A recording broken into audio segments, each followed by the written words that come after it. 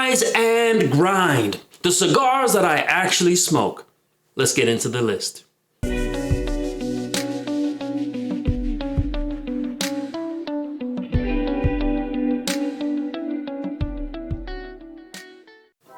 Welcome to Rise and Grind, where we equip you. We share with you the best cigars, the best whiskeys, the best cognacs. We share with you motivation to help you to level up and to live your best life. On this channel, it's all about the conversation. And today I want to have a conversation talking about the cigars that I actually smoke. I've done a lot of videos talking about these once-in-a-lifetime cigars, these $100 cigars, even $1,000 cigars. Cigars like the Cohiba Beheki, cigars like these exotic Gurkhas and these crazy to find Davidoffs. I've even done about the Opus X and the Padrons. Now, do I actually smoke those cigars every day? No.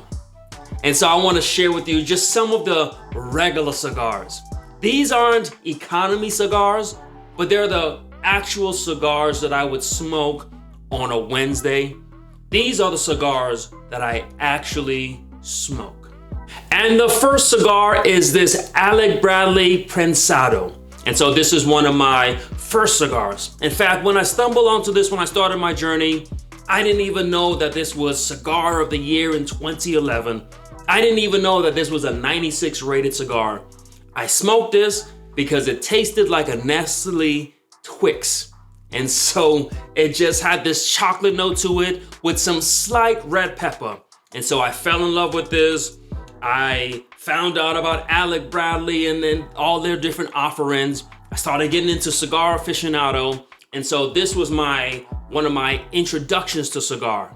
And so a lot of times when I tell people I started off with Prensados and Oliva Series V Milanios, that's just how I began. And so imagine starting off with great cigars. There was no going back. So a lot of people start off with these cheap cigars.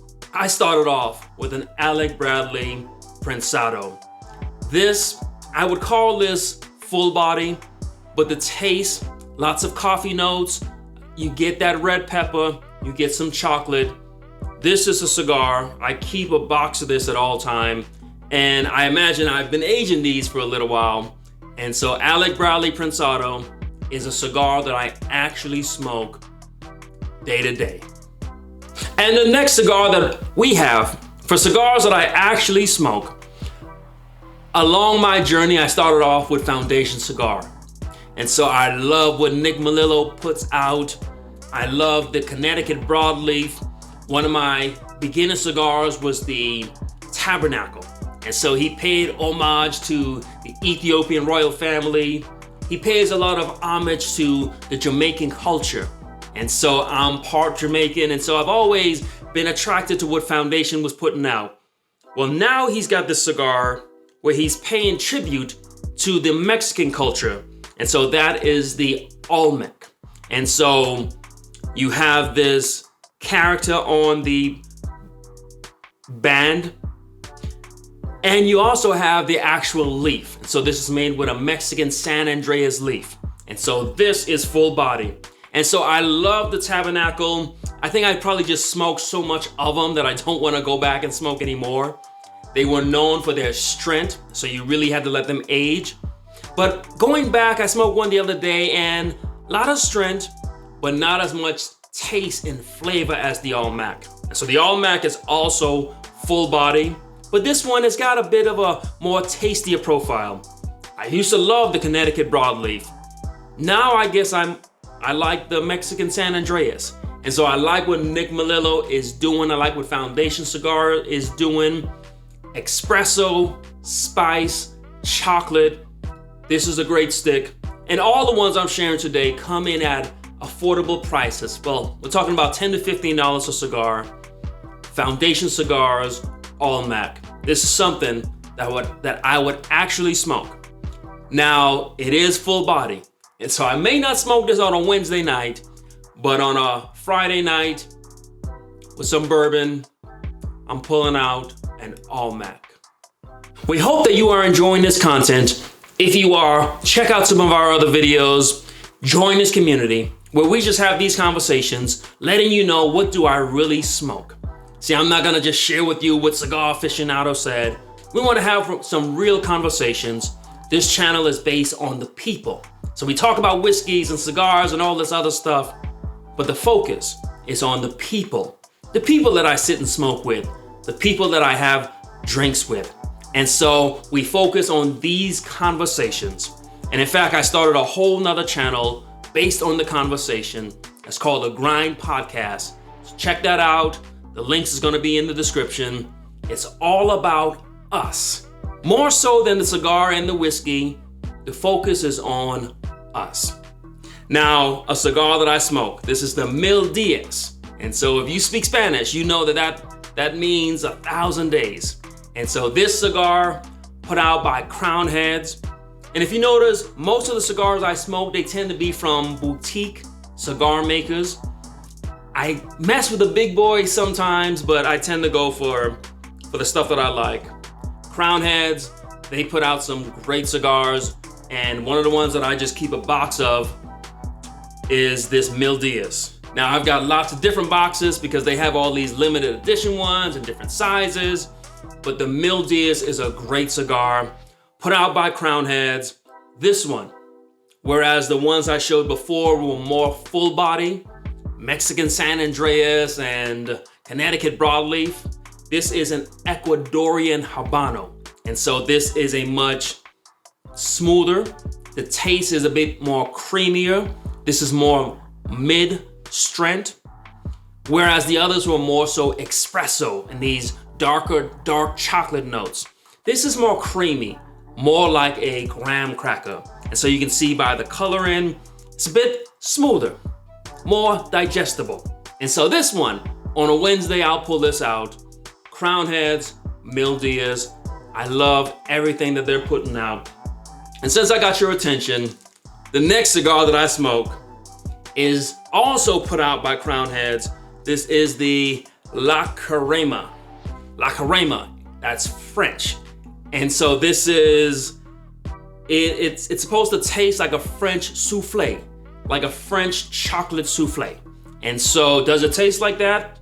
It's a cigar, and yes, it does taste like a chocolate, like a chocolate souffle. Connecticut broadleaf wrapper gives it all that flavor. Whereas the other ones were more of a dark chocolate, this is more of a sweet chocolate. And so I really like this. Does have some strength, it's Connecticut broadleaf, but the sweetness behind it, the French chocolate, the French dessert, this is a souffle in a stick. La Carême by Crowned Heads. And the last cigar that we have for you of cigars that I actually smoke when I'm not smoking some Cohiba Beheki or some $1,000 cigar, when I'm not smoking a God of Fire by Arturo Fuente. On a basic Wednesday night, what am I pulling out? Now, some may say, is this what you smoke on a basic Wednesday night? You smoke the Amazon Basin Extra Conejo? Extra Anejo. Yes, I do. You see, I just like to smoke what I enjoy. And so some people talk about yard guards and these cheap sticks. That's good, that's amazing. It's good for you. Me, whenever I light up a cigar, I want to have an explosive taste. I want to have lots of flavor. And that's what I get from this stick by CAO. CAO, again, when I began with Prensado, I began with Tabernacle, I began with Oliva Series V Milanio, and I began with the CAO Brasilia. And so those are the cigars that my profile and my taste buds were formed after. And beginning with so much taste and flavor, it meant that anything else I smoke has to match that. And so CAO, they came out several years ago with their Amazon Basin series, and then they went kind of dark. Now, the reason they say is because this comes from the Amazon rainforest, the wrapper for this, and they've got to grow it, and then they've got to load it up onto a canoe, and then they got to row the canoe all the way down to the factory. Is that real? Sure. And so therefore there's been a delay. Now, they also wanted to wait an extra 2 years, and that's where the extra añejo comes from, as an extra years. And so the Mil Diaz, that's 1,000 days, 3 years.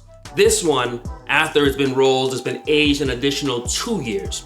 Now, what does it taste like? It doesn't taste like anything else that's out there. And so you've got this Amazon wrapper. And so it's not a Connecticut broadleaf. It's not like any of the stuff we're used to. It's just unique. And that's one thing I noticed with CAO. Going all the way back to the Brasilia, they have just such this unique profile. And I've also heard that the filler is, I believe, from Costa Rica or from some other places. CAO pushes the envelope with this cigar. And so that's why, rather than just having a yard guard, I would actually want to just smoke something like this. Because every time I sit down to smoke, I want to enjoy it. And especially if I'm sitting with my friends, I want the moment to be memorable. I never sit down to smoke just to pass the time. I'm always considering the cigar, considering the people that I'm smoking it with. I'm always appreciative of the time. And so I thank you for spending your time watching this video of a guy talk about what cigars he actually smokes, because it's about our community. It's about us having these kind of conversations. Tell me, what are the cigars that you actually smoke? This is more than just a channel, but this is a community. This is an extended friendship. And so we invite you to join this community by hitting the subscribe button, leave a like, leave a comment, but most importantly, rise and grind.